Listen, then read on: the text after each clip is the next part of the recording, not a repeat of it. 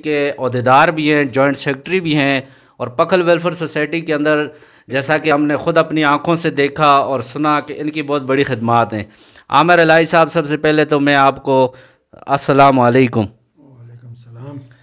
मेरा आपसे ये सवाल है, चूँकि हम अक्सर देखते हैं, आपका नाम भी सुनते हैं सियासी हवाले से, फिर हमारे जो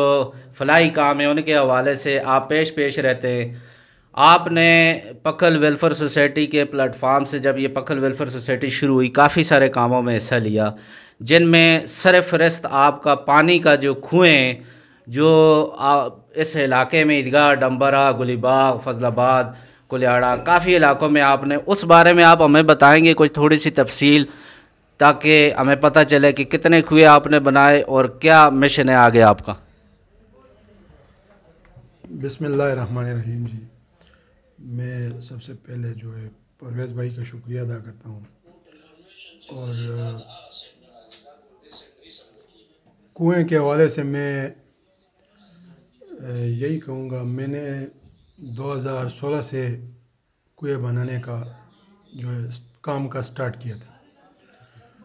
तो स्टार्ट मैंने 2016 से लिया, तो उसके दौरान मैंने 4-5 कुएं पहले बनाए थे। 2020 में जब पखल वेलफेयर सोसाइटी बना, तो इससे मैंने तकरीबन 4 कुएं जो हैं पानी के बनाए, मतलब लालबांडा के मकाम पर, तकिया दीवान राजा बाबा के मकाम पर,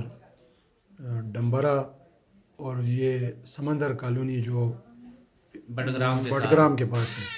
वहाँ पर जो है कुआं बनाया।